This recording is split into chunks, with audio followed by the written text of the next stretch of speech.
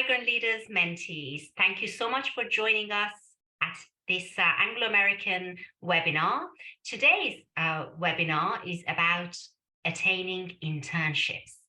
It's really, really tough, and it seems to be a numbers game because for every top internship available to students at big firms and big companies, there seem to be 1,000 students knocking at the door. So it becomes partly about putting together quality applications and applying to as many as you can and playing a numbers game, but it's also about quality and selection, as well as using your connections. But we'll dig deeper into those issues and more in terms of how you can really get the internships that you desire. And I am very, very pleased to reintroduce you to Salima from Anglo American, who is extremely supportive of our charity Migrant Leaders. And she's, as ever, got her colleagues at Anglo American together in order to deliver this webinar. Thank you. Over to you, Salima. No, thank you, Elam, and thank you, Fozia, and the Migrant Leaders team today. And also I want to thank all of you who joined either in person this evening. It is Friday, it is at 6 o'clock. I'm sure there are other places that you would potentially want to be, but also those of you who are watching online on the recording. So thank you very much. And as Elam said, we've had a relationship with Migrant Leaders for a number of years. And in fact, this is our third webinar of the year. And as a little bit of a plug, we do have another webinar happening later on this evening at 7 p.m, which is all around career development and the top tips and advice if you want to plan your career and your promotion. That's my little bit of advertising. So even if you're watching this recorded, you can watch that also as well. So I also want to introduce two people who are going to be basically taking some of the theory and applying some of the practicalities of what happens in the real world. And I want to introduce Machi. Machi, you want to wave at people? Lovely. And Omar also as well. So once I've done the really boring bit, which is to give you the theory and the background and give you some slides, because I'm a firm believer of I can talk for a long time, but we also make sure you have a pack. Well, we're going to have a bit of a Q&A session with Machi and Omar. We're going to give you very much on the ground. They've been through it.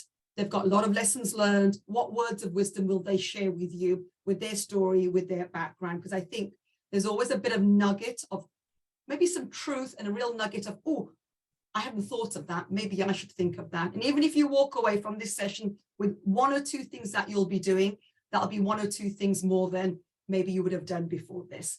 So with that, I'm going to do a quick screen share so you guys can hopefully see all of this. As it's going to be a little bit difficult for me to see hands up, and I will encourage all of you, I will stop at certain junctures. This is going to be, I want it to be a really interactive session. It is a small group of people, but it's very much your opportunity to ask us questions. And what you'll get a sense of is no one person has the absolute answer. What works for one person may not work for another person, but you know something, if you're going to give up 45 minutes or 50 minutes of your time on a Friday evening, you get what you want to get out of it. So I will stop at certain stages in terms of certain questions that you may want answered. So what we're going to cover off today, it is very much around giving you hints and tips to how to source and find the internship that you're looking for. And as Elam said in her introduction, it is a numbers game, and you'll probably find, you'll have to apply for many, many internships out there. So we'll talk through a little bit about that. We'll talk through about timings and how you research. And this is where, if you have a mentor, if you have access to careers advice at university, your own networks, your lectures, your societies all become important as well. I will touch upon application selection because you've got to find the right opportunity or the opportunities, then you have to apply for them. So I will touch a little bit on things like CVs and cover letters, etc. I'll also touch upon things like the interviews, the psychometrics, the assessments that also happen. And right at the end, I'll talk a little bit about, well, how do you show up? How do you make sure that you get the most out of the internship? But also more importantly, the organization has a really great experience also in terms of the internship. So that's what we're going to be covering off. As we've said, internships is very much a numbers game. So I'd love to get a feel for everybody on the call today. Have you applied for any internships? Simple yes or no. You could even say a maybe. I haven't given you the option, but yes, no, or maybe. But also give me a sense around how many internships you have applied for. 1, 2, 3, 4, etc. I've given you between 1 and 50, but give me a sense of how many you've been, how many you applied for. And folks, if you don't mind, if you mind maybe shouting out what you're seeing, that would be really helpful for me. And just to give you a little bit of thinking time, some of you may or may not know, I've got a daughter, and my daughter's also been applying for internships, and she's had to apply to probably about 35 internships. And it's a long, arduous process. It takes time. You will cover off, but you've got to keep on going. And I think she's come across the whole plethora of different selection processes as well. So, Fozia, any insights we're getting from individuals today? Yeah, so we've got a mixture of yeses and nos. Omar has actually mentioned that he's applied for a lot, so it'd be interesting to get an idea from him in terms of numbers. But yeah, we've just got an even split between yes and no at the moment. Great. And look, even if you haven't applied for it, it's great that you're on this webinar because it will hopefully give you things that you need to think about. And if you've applied for others, there may be, as I said, a bit of a nugget that you can get out of this. And yes, as Omar quite rightly said, and Omar, when we come to your session later on, if you really get a sense of, yeah, it can be a real slog in terms of applying for internships. So let's move on. So what is an internship? As we know, an internship is any fixed opportunity that you get. It can be a week, it could be 12 months.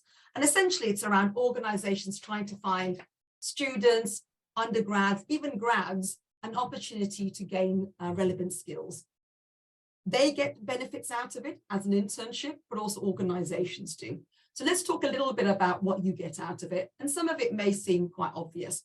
It is an opportunity for you to get skills and knowledge and experience, and to get some real real life experience that you can then use when you're going into other interviews in the future with some real life examples. It's a really good opportunity to put theory into practice. It improves your understanding of an industry or a particular job, particular company. It's a really good opportunity for you to build your networks as well, your industry contacts and your networking coming into play. It's also something around, and I use this, employability. It's you get an insight into how organizations, big, small, medium-sized, how they operate, their opportunities and their challenges. And I think there is also something about how you transition from outside of the world of work into the world of work. And this is also a good, I would say that interpersonal skills, and we'll talk a little bit about that also coming into play. So internships are a really valuable tool. And look, I'm not in the same age range as most of you, but I started off my career doing an internship. I did an internship, which was meant to be a year long. I ended up being with them for 14 months. And guess what? It was a real try before you buy concept. When I went back to university, I applied. I then went on to their graduate program as well. So without doubt, a lot of organizations do use internships as a bit of a leapfrog into try before you buy and see whether individuals can become their graduate cohort. So let's talk a little bit around some tips for you. We've already mentioned it takes time. So you do need to plan your time and your commitments. And most of you will be at university, at college. You'll be doing your college work. You'll be doing your life work. You'll be maybe having a part-time job. This is going to be potentially another job that you just have to cater for. And you might need to apply for between 30 and 50 roles. And my advice to you is really start early. Most organizations will start looking for internships anywhere between September and January. And actually, I recently noticed there are some organizations who sometimes, for some reason, will actually only start looking for interns, February, March, and even April time. But I genuinely believe the sooner you start, the better it is. The other piece is some organizations have what's known as a rolling deadline. So they will fill their vacancies as great candidates come in. So some organizations do wait until the deadline date, then review everybody, but some of them will start reviewing it coming into play. but you certainly find that regardless of when you apply, they are quite good at, if you meet their minimum standard, whatever it may be, they may invite you to a psychometric to do or an online video to do.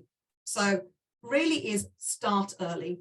And well, what you can do now, even though we are in April and the internships you'll be potentially thinking about will be for next academic year, you can start to develop a good CV. If you have a good CV, you can adapt it, but also you can even start thinking about what a good standard cover letter can be. And I'll explain why that is. And in fact, I was looking at our calendar with migrant leaders. We've actually got some webinars coming up in July time, where we're going to have a bit of a deep dive into how to write a great CV and how to prepare for interviews as well. So have that in your diary as well. Also, start asking for advice and start networking. And I'll talk a little bit about that. And I think at times people can be quite reluctant to ask for help. In my experience, if you are sincere in your want of help, people are always really, really happy to help. And if they can't help you, they'll tell you. So don't be afraid of asking people for help and support, whoever they might be. Build those networks. I get contacted all the time within my organization. Sometimes it networks in the organization. Sometimes it's the young adults within my network. And I'm always happy to, buy me a coffee. I'm very happy to spend half an hour with you to share some results. But if somebody does take the time to speak to you, always follow it up with a thank you email. Thank you emails, and even if it's via LinkedIn or an email, really go a long way to say thank you very much, appreciate it. Because people get contacted actually quite often by people. And what stays in your mind is that thank you got from somebody. And that will also help you in building your network as well. And the other tip I'm going to give you is, you're going to have to apply for lots of applications. Keep a simple track of your application in a simple Excel sheet. The organization you applied for, when you applied for it. And as you progress, hopefully you will, to the various stages, you can keep a track of which ones there are. Otherwise, it can get a little bit unwielding in terms of understanding which ones they're going to be, which ones you've applied for. And the other tip I'll give you is always keep a copy of the answers to the application questions. Once you've done that, you can then develop and repurpose them and adapt them for other organizations as well. Whether we like it or not, most organizations have, to be honest, a standard way in which they have their application process. So if you've got a really good answer for a question, being able to keep that answer, even if you just copy and paste or screenshot or snippet, you've got that as a record, and then you can adapt that as well. So not each application do you have to start from scratch. But I'll tell you again, please do adapt to the organization. So those are some tips, and I'm very happy to come back to those in a second. So what do you need to do to find internships? So as I've said already, start with an open mind. If you've got college or university careers advice service, they exist to help you. Search online. Your generation is very good online. Do your research on there. There's lots out there. There's the Bright Network, there's Indeed, there's LinkedIn, there's Student Jobs. There's many, many, many out there. But once again, some are slightly better than others. Some are fantastic. They'll even give you hints and tips on good CVs. They'll even give the opportunity for other people who have applied for roles in a particular company to even share the selection in the interview process as well. So it's a really good resource. Also think about any suitable organizations that might be in your target. Have a look on their website also as well. Most organizations have very good career development or career websites. They have lots of information there. Have a look what they're looking for. If you're at university, you may join relevant societies, whether it's finance, engineering. Look out for guest speakers that might be coming in. Lots of organizations will have a bit of a rotation where they come in and talk about their industry, and they're very willing to share resources. Think about that. I've mentioned already the power of networks. You've got mentors, you've got lecturers, you've got family, and you've got friends. See what connections that they have. Do not be backwards in coming forwards. It can be a little bit scary, genuinely. You have neighbors, where you live at home, you will have neighbors. Maybe they will also have contacts as well. Once again, I inherently believe that people genuinely want to help other people. The world works in helping each other. Don't be afraid to ask that. You know, some people contact organizations speculatively. You know, I have a bit of a mixed view on this. Sometimes you can spend a lot of time contacting people, organizations speculatively. A lot of times those applications may go into a bit of a holding. You may never hear from them. But guess what? You may be at the right place at the right time, and they may have an intern that might have fallen through. You may be in the right place in the right time for them to review their CV. So sometimes organizations will say, we don't have internships at the moment, but hey, express an interest in our organization, upload your CV and your covering letter. So in all of, when you do that, make sure you try and find the company name, but also the individual that you want to target.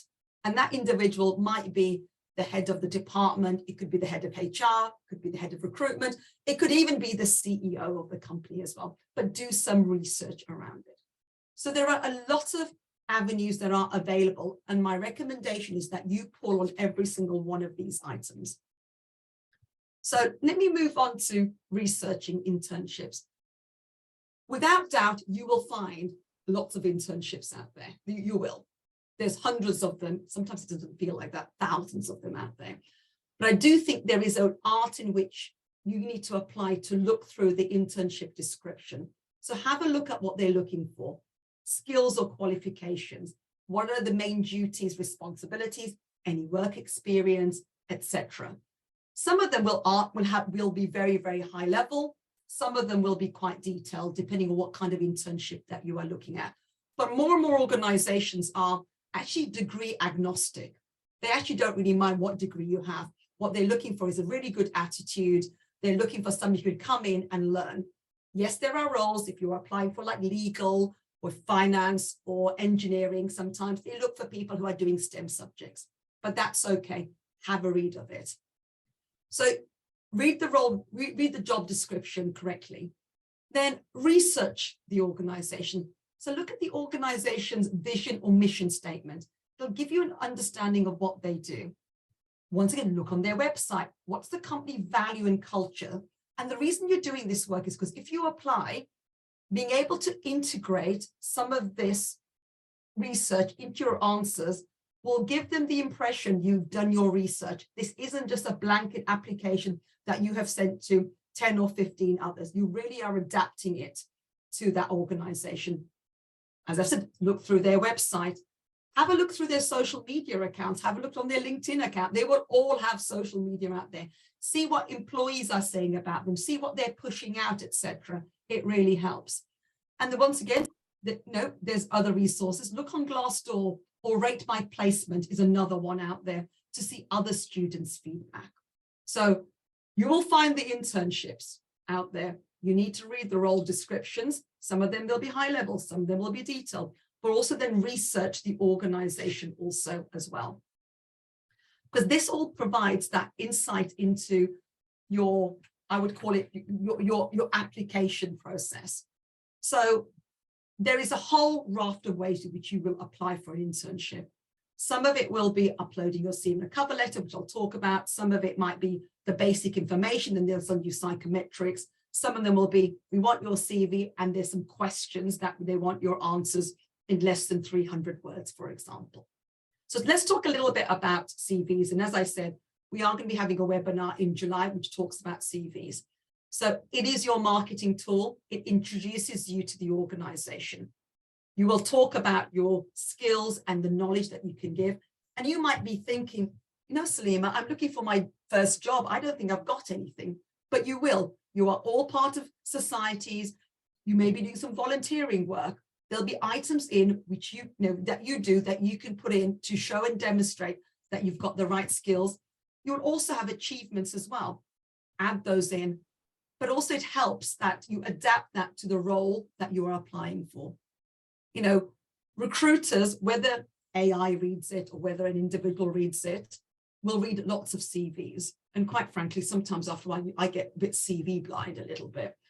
So think about how your CV is distinctive from other people, which can be quite difficult to do. So, you know, I would recommend 2 sides of a CV. If you've got great experience, it's 3, but it's short and sharp. 1 or 2 sides is what we're aiming towards. And it is around, you know, making sure that you've adapted to the opportunity. What you want to do is when somebody's reading it to go, this is interesting, I'm going to put that in on the maybe or the yes pile. That's all you're doing at the moment. Has this person read the job description? Have they adapted it? Have they done sufficient kind of, you know, can I see the skills on paper that we are looking for? Also, please proofread your CV. Get somebody, a trusted colleague, friend, anybody to proofread it and check the detail in your CV. They'll, you know, somebody, you know, independent review will pick up some of those inconsistencies. And you can see some of the items also in there. So even if you haven't applied for an internship, even if you have applied for an internship, my recommendation is you should always be reviewing your CV minimum twice a year, because you'll be doing new modules, you'll pick up new experiences. If you are only doing your CV just at the point of applying, you've got quite a mountain to climb. So please always keep your CV up to date. I know I'm much older than you. I actually review my CV twice a year. I'm quite religious about it because I want to be able to, if the dream job comes, to be able to take my CV, quick, great, it's ready to go. Think of it as you're getting the recipe ready before you're putting it in the oven, and the application is putting it in the oven. Some organizations will also ask for not just your CV, but also a cover letter. Elam, I'm sure, because you've run some wonderful internships, you've read lots of cover letters. And I'm sure you can see those individuals who've copied and pasted from other organizations versus others who've done some real care around that application. So how do you introduce yourself? And it's different from a CV. Your CV is going to be a little bit more factual, a little bit skills. Your cover letter can be maybe giving a little bit more of an insight about what makes you you. That is around why you're interested. What are you going to bring to the organization? You can start peppering in some of your background, some of your skills. If they ask for a cover letter and they say, in your cover letter, please do answer these two questions, please do answer those questions. Even if it's, I'm going to make it up. Dear Elam, I'm really interested in this application for this internship. Please see below my answers to your two questions. Question, answer, question, answer. It just makes it much easier if a human being is reading it to go, okay, they've read it, they're making it really easy. I'm going to put this on that metaphorical maybe pile. So before I continue, Elam and Fozia, anything else that you would actually add? Because I'm sure you've seen lots of CVs and cover letters also. I think the comments I would have would be kind of my preferences. The things that I've noticed, in terms of cover letters that I receive for our migrant leaders internships with our corporate partners is that some of them are far too short and don't tick the boxes that our application process told them to include in the cover letter. So that's automatically disqualified in most cases. Others are far too long. I lose the will to live, and anyone else would, by page 3. So be concise. The third category that disqualifies them is talking about things that are not evidence relevant or substantial to the application. Many of them talk about their childhood dreams and passions, and that's great, but you need to then say what technical academic abilities you have and what tangible reasons you have that you're interested in this internship. So you need to balance that passion with some substance. And those are the main comments I would give. Elam and Fozia, we've had long conversations about, I'm really passionate about this. And you sit there going, we're all passionate about it, but show me the substance around it. So I think that's a really good piece. Either too short, too long, and you haven't answered the question. Make it easy for the individuals to put your application on the yes and the maybe pile, okay? And look, always check for professional tone, spelling mistakes, grammar, etc. Somebody's going to take time to review your application. So let's assume you've done all of that. So application selection process is sometimes uploading your CV, your cover letter, etc. More and more organizations are now asking as part of the screening process, sometimes in the cover letter, but sometimes separately, in no less than 300 words or no more than 300 words, please tell us why you're suitable for this role. Tell us about your greatest achievement, what attracts you to the role, when you consider your future in X organization in the specialism you're applying for, what, in your opinion, do you think are the two most important priorities and why? That's a ghastly question to answer up front, but a lot of organizations do because they're using it to filter it down. So be very clear. And this is what I mean up front around, if you've got a great answer, you keep a copy of it. So when you come across something similar, I'm not telling you to copy and paste it. You can use it already as a starting point. But for goodness sake, answer the question, substantiate it, put the evidence around it as well. And this is where you can be quite clever. You know, if you've done your research on their career website, their vision and mission, you can weave that into your answer as well. So it's a good way of sort of hooking that in. So a couple of other things that then can also happen in an internship is a lot of organizations may use as part of the screening process any aptitude or psychometrics, and there are many, many out there. But a lot of organizations, if they're going to ask you to do that, they will tell you, you know, this test will take X, Y, and Z. It is an X psychometric. There is a lot of information out there on the internet that can allow you to gain access to free tests out there. Do your research, spend half an hour, put the name of the test in. There's lots of research out there. You can practice. So find out what kind of test it is, the name of it, you know, practice, make the time, plan when you're going to take it. If you are a morning person, you do it in the morning. If you're an evening person, you do it in the evening. I jokingly say to people, if you like coffee, have a coffee, half an hour, then you do it, but you need to plan it. And also don't panic. They are not meant to be easy. Simple as that. But certainly do your research. There is a wealth of information out there. And if you don't take the time, you might just lose out on what is good resources available there. Most of the creators of psychometrics have a lot of free information out there. So let me talk to you a little bit about the interviews as well. Quite a lot of organizations will either do phone interviews or video interviews. Sometimes it's the on-demand, which is you join, they'll have the question, they'll give you 60 seconds to think, and then you'll actually have to reply on those as well. Simple things, check the technology, make it work. Undertake it in a quiet place. This may sound funny, dress professionally. I have spent many times video interviewing people, whether it's on demand or live like this, and I'm always intrigued by people's rooms behind them. And I sit there going, I wonder if that person really realizes I really should be seeing that. Just be aware of your surroundings. You want them to concentrate on you, not your surroundings. If you smile, that smile will carry through. Prepare, have a copy of the job advert and your CV. If they ask you a question, be concise in your answers as well. If you're doing in person, many organizations now do, when you get to the final stages, have it in person. Simple things, be on time, prepare, dress professionally, answer questions that you're being asked, give examples as well. They want you to talk. They want you to give the situation, the task, the action, and the result. And in my interview session, I talk about the STAR approach, make it easy. And you know something, they may ask you some nightmare questions. I love this one here. Sometimes there might be answers that there is no right or wrong. I've had people ask how many tennis balls would fit into a 747 plane. They're not really interested in the absolute answer. They're wanting to think about how you think through it.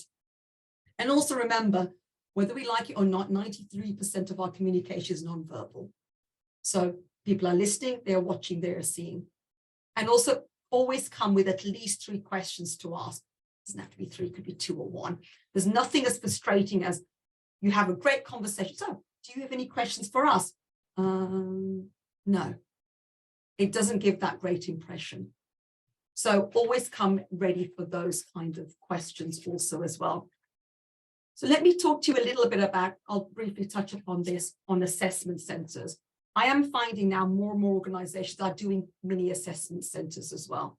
Some of them will be online, some of them in person as well. And they are looking for a whole variety of things. Some of them will be around how you work with others, how you problem solve, maybe your presentation skills. It could be a whole variety of interviews, tests, case studies, even social events. If you are invited to an assessment center, just remember you are pretty much on show 100% of the time. And I would also say, even if you come for an in-person interview, always be polite and professional to the receptionist, to the security guard as well. There have been a lot of items in the press about organizations ruling candidates out because they were rude to the security of the receptionist. Same with assessment centers. From the moment you walk in, you are on show. Do not let your guard down. And there are lots of stories about individuals getting a little bit inebriated in the evenings. Really not a great show to be had. So, as I said, more and more organizations are doing assessment centers, even for internships. So let's assume you've seen your ideal job, you've applied for it, you've got through all of those items. So let's talk a little bit about how do you get most of an internship. A couple of tips and hints here. Take advantage of the internships and learn. Learn everything that you're getting. It may sound a little bit old-fashioned, but work hard during the internship. Be dedicated. Do the business hours. Be willing to put the hours also as well. Get to know your colleagues as well. A little friendliness, then in a professional way, can go a long way. Be inquisitive. Ask them questions. Build the network. If you are really doing the internship really well and you're on top of all your work, great. Offer to do more. I love it when people come to me, whether we've got internship or apprenticeships, and say, Salima, I've done that. What else can I help you with? Great. If you see something that you think you could help with, offer that help also. Volunteer it. But keep on top of your core work. Also ask for feedback as well, whether it's your manager, supervisor, and your colleague as well. So asking for feedback can be really powerful. You'll get something about how you're perceived, what you could be doing more, what you could be doing less. Asking for feedback can be really scary. Even for me, I don't like asking for feedback. Oh my God, they're going to tell me something. I would rather people know, and then you can work upon it. And I think if somebody comes up to me asking for feedback, that's great. It builds your self-awareness. And finally, build your connections and your networks also as well. It helps that. So practical tips: be on time, go with the can-do positive attitude. Remember names of people and job titles and get to know people. If you go into an organization, there will be new technology that you haven't potentially used before.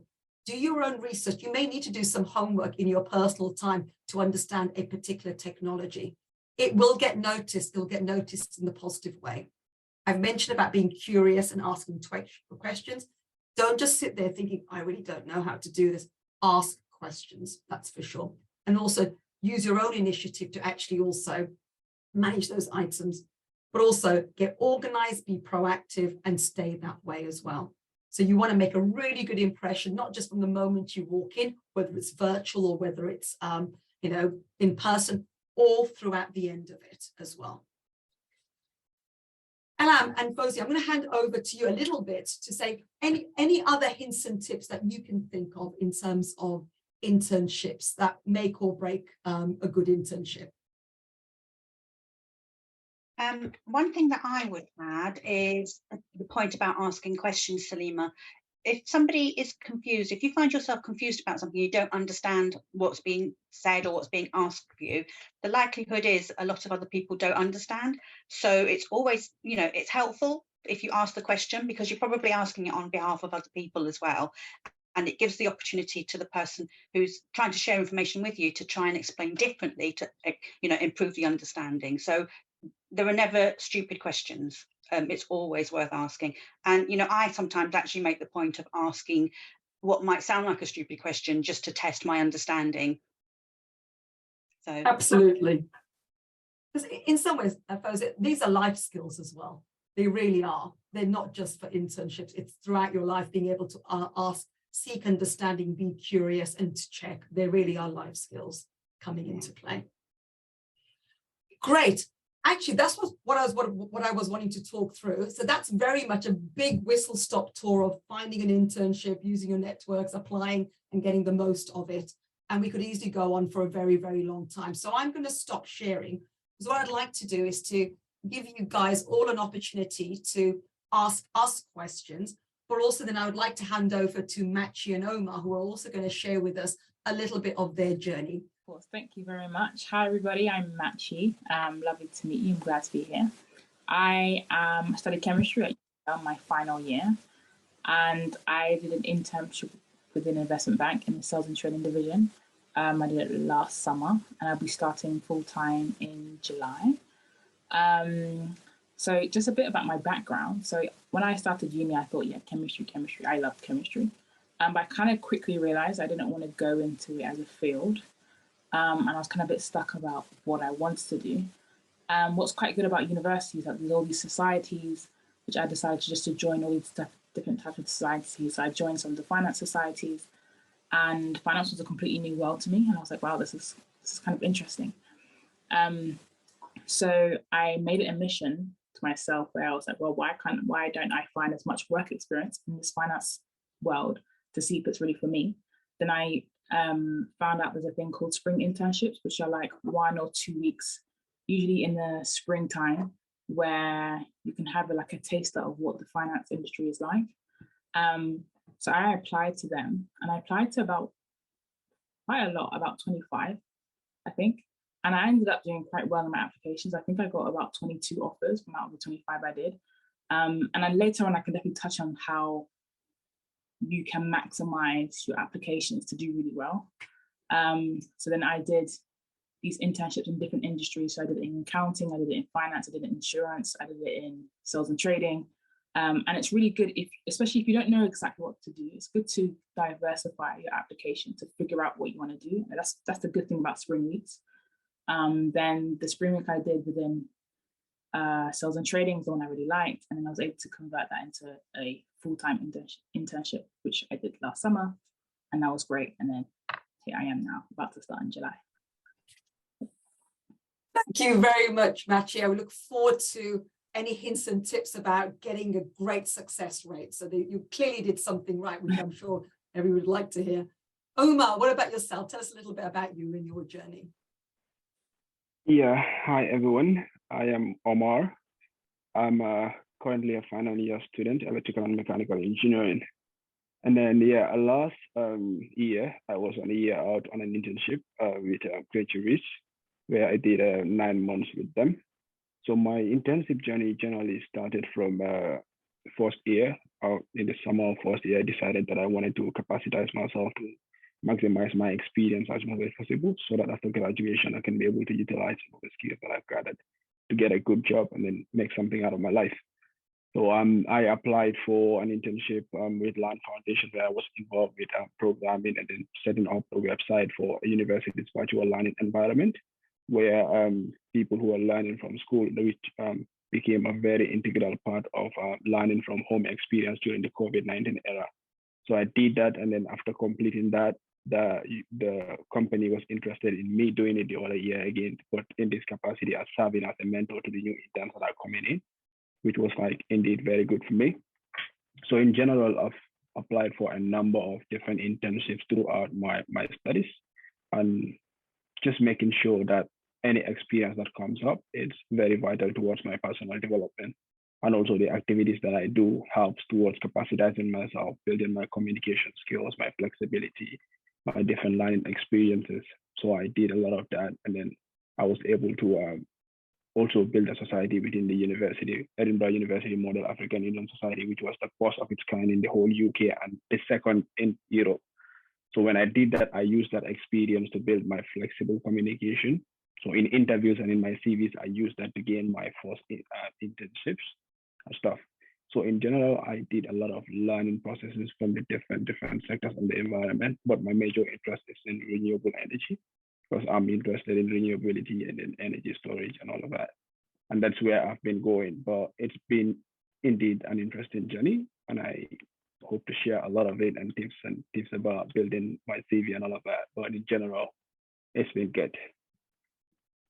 Thank you, Omar. So I'm going to start off with quite a broad question. Matt, where you can take it into whichever direction you'd like to. So what advice would you share amongst your peers who are looking for an internship? So Matt, I'm going to start off with you, then I'll come to Omar. So I would say if you're a bit like me and maybe you're studying a subject that's different to it, especially the field you're going into, it's first building a network within that industry before you start your applications, because you don't want to go in blindsided. So what was really helpful was that, migrant leaders gave me a mentor, and she taught me a lot about finance. The industry is really huge. And also joining societies that are part of that industry, so you can start picking up the lingo, start understanding the terminology, and really get yourself really into it. Another thing is you want your CV to be relevant. So it's quite hard to find experiences, but what you can do is do online free internships, like Bright Network do some. There's a website called Inside a Sherpa that can teach you about finance, or you can even go onto LinkedIn courses and you can do a finance course, you can do Excel courses just to really build up your skills. Because if you're going to go to an employer and say, oh, I want an internship, you have to prove to them that you've done enough research, or that you need to show your passion in some sort of way. And so to me, I was like, okay, I'm a chemist. If I go to Goldman Sachs, if I go to JP Morgan, how can I prove to them that I actually want to be in this industry? So I did all these courses, I did all these things. And also making the employer feel like you really want them. So one thing I would suggest is, before you apply to anywhere, speak to the people of that firm. And then you can, when it comes to interviews, you can be like, oh, I spoke to John from this division and we had a great connection, and he told me all about this and I really learned about this. And so during my spring application, I think the reason why I did so well is that I didn't apply to one bank unless I had spoken to an employee from that bank. So it meant that in my cover letter, I could name drop. In my interviews, I can name drop. It gives you a very valid reason why you think you could be part of that firm, essentially. So I would say build your network, find mentors, and then do your research and find societies as well. Thank you, Masha. That's really great insight in terms of almost preparing yourself. So you've got all of that evidence. You can clearly demonstrate passion is not just a word. This is what you have done to make yourself relevant to that company. Omar, what about you? And maybe in particular, you mentioned earlier on you applied for lots. So maybe any hints or tips, but also maybe expand. How do you keep going when there's, quite a lot of rejection along the way, potentially? Yeah, I think she just explained a lot of it. I think one thing for me, it's the rule is it's nothing personal, because whatever you are applying for, when you're applying for a job, there are a lot of other people who are applying for jobs. Understand? So it's a very big pool whereby the selection process is not very direct. They have to look at various factors and clean the data. So you might come up successful or not, but it's nothing personal. And then if you get a rejection, there's nothing wrong with sending a message back to the company and thanking them for their time in considering you. I have a friend who got her graduate job through the process. It's like, you're like, oh, I'm sorry, we cannot take you and all of that. It's like, oh, thank you very much for doing this and then taking care of my entire application process and considering me, and sending that back in. And then after a week, the company replied back, oh, actually, I think we have an opening for you. So you see, if that happens. So it's nothing personal in general. That's one thing. And I think one thing that has been very successful for me was I have a master CV. Everyone starts from somewhere. So getting my first internship, I built up because I have been involved in volunteering activities since I was in primary school. I've been involved in running voluntary organizations back from Africa, doing some of those activities. So I use that and then the skills learned, because if you are working on a society, or if you're working with an association or a community volunteer, you are building skills along the line. And those are the skills that are very much needed for the start. A lot of internships, some of them will be like, we don't really need much experience, but we need somebody who is very flexible, somebody who can easily communicate with different people, respecting each other's views. So by working with these different organizations, I've managed to build those skills. So I referenced that in my master CV. I was part of this society. I served as a president, and this was the things that I do, and these were the number of people I was working with in there. So those are starting points to get to the first place. And in doing that, again, like I have a master CV of about 5 pages. So like that 5 pages, every job that I apply for, the CV is different in a way, because it depends on what they are looking for. And then if you are applying for a sustainable energy engineer analyst, or you are applying for, let's say, a financial analyst, the jobs are different. As an engineer, you can go to either ways, but the jobs are different and they're looking for different things. There are some companies that will use AI to screen out the most important words out of the CV. So they shortlist those ones. So I have like that master CV, and I make sure the CV I'm forwarding to a company is not more than 2 pages. I have that limit, 2 pages max. My cover letter is 1 page max. So I have like a reference cover letter where I change the keywords and the main explanations with regards to what I bring to the table based on the job that is there. And then also the CV also based on the job that's there, I streamline it to 2 pages max and do that. So the idea is it's not impartial. You're going to get rejections, and that's part of the process. You either get the job or you learn from the experience. And I've had a lot of learning points. Also, when you're having, let's say, interviews and stuff in the process, make sure you're in your best state when you're doing them. Yeah, that's don't be too overconfident, even though you've had a lot of experience stuff. I've had a similar bad experience with that about close to a month ago, where I applied for a particular graduate role with a big multinational company. And then I went through they have like 5 stages of the application process. I went through the first 3. And then the 4th stage was like a video interview, higher view kind of mixture in a way, but it's very different from all the different higher views I've done before. So I was like, this is easy. It's something I've done a lot of, so it's fine. And then I was in the library working on my thesis for a very long time, about 12 hours in the library. After that, I said, I'll do it in the middle of the night. 3 a.m., I went into the study room and I sat down to do my interview, yeah? And what happened was, it was different from every other thing. They had a lot of pop-ups coming up. It took me like 3 hours to do it in the middle of the night, 3 a.m. to like towards 6.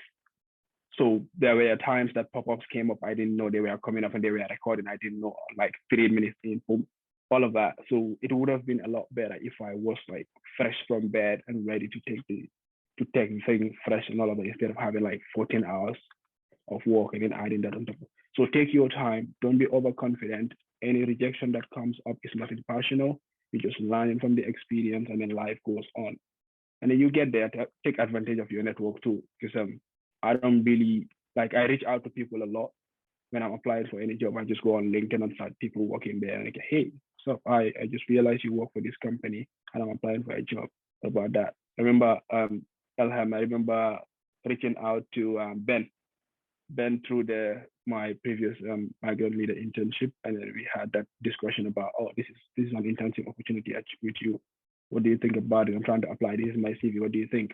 How can I edit and all of that? He said, no, you don't need to submit it. Just send it directly to me. And then I sent it to him, and he looked at it. When we went through the process, I had my interview, and they were good with it. They were like, okay, come, let's start. So just take your time and then let it go. Great pieces of advice, Omar. I am conscious of time, so I'm just going to open the floor to everybody's on the call today. Any particular questions do you have? Oh, great. You just read my mind. Do you have any advice for psychometric tests, especially for investment banking? I think all organizations, there's so many psychometrics out there. My advice to you would be, normally the organizations will tell you which one it is, or you can sort of see it on there, maybe on the URL. Do your research. As I sort of mentioned earlier on, there are, organizations who create the psychometrics, there's a lot of free material out there. And as Omar said, just because you've done one several times, there may still be a curveball, okay? But you can prepare. All organizations, so I don't think there is one particular item coming into play.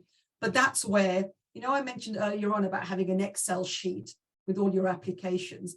So one of the things I advise people to do, which I know is really arduous, is, because you'll be applying for internships almost every year, okay?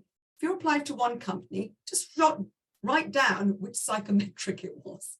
Because guess what? If you apply to them again, there's probably a high chance it's going to be the same kind of psychometric.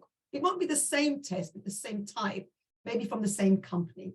So then you'll go, oh yeah, that was X, Y, and Z. Yeah, I did that before, etc. But as Omar very cleverly says, do not be complacent by it.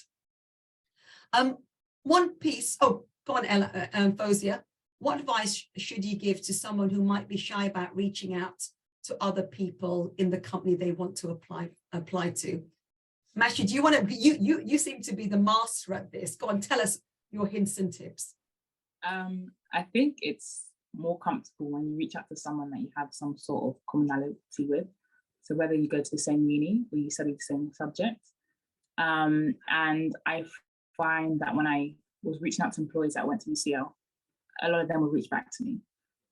Or even people who had studied chemistry, a lot of them would reach out back to me. So especially when you then have your Zoom call with them, like, oh, it's really interesting that you also went to UCL, or it's really interesting that you also did chemistry. How do you transition into the workplace, that sort of thing? So it kind of makes you feel a bit more comfortable that way. And if you feel shy, I think LinkedIn is a good way. Sometimes you can just ask questions. If you don't want to have to set up a Zoom call or a phone call, you can just, oh, but by the way, my name's Machi, blah, blah, blah. I study this at this. It's really interesting to see your role. Can I ask you a few questions? Some people will just let you ask the questions they're happy to answer on LinkedIn. So if you're a bit too shy to have a Zoom call, you can also just ask questions. Machi, I think that's great. Exactly. There are many tools out there. You know, when I was talking to Machi a couple of weeks ago, I was like, oh, I did chemistry as well. So I remember Machi as the chemistry person who's got a fantastic job from her internship. So I remember when I had the conversation with Omar, we talked a little bit about his thesis. So it is those little connections that sometimes may seem to be really obscure that start building that sort of recognition particular piece. But if you are shy, just remember most people are human beings. They actually do want to help you, but also just be cognizant of the fact they're also very, really busy as well. And I'll tell you all a little bit of a secret. And Omar, I hope you don't mind me saying this. A couple of weeks ago, I went out for dinner and I was talking to this guy and we were just chatting away and he was talking about an internship that he had, an intern that he had. And I sat there going, this sounds like a really familiar story. Lo and behold, this guy was talking about Omar. So I turned around and said, are you talking about Omar? And he goes, yes. How do you know Omar? And all I can tell you is the world conspires in very strange and wonderful ways. And the following day, I think I contacted Omar. Omar, I sit next to the person I think you did the internship with. The world is small.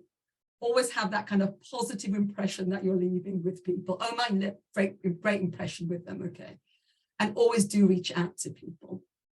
I am really conscious of time. It is a Friday evening. So wondering if there were any other final questions before we say, before we close the call.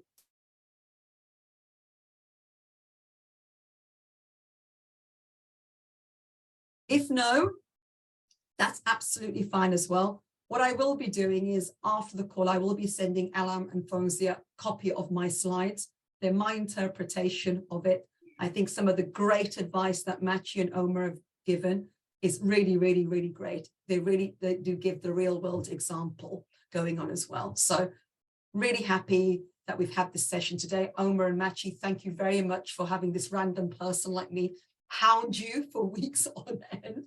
And I think your experiences are great. You're a great ambassador, not just for migrant leaders, but also for your generation as well. So thank you very much for that. And Elam, I'm going to hand over to you. Thank you so much, Salima, as ever. Fantastic webinar, really insightful comments and suggestions from you based on your in-depth experience. And Machi and Omar, you are our rock stars. Really great to see you both again. And thank you, all the other migrant leaders, mentees who've joined us. So it's bye for now, and I shall dial into the next webinar. Thank See you you very on much. the other side. Bye-bye. Thank you for having us. Bye-bye.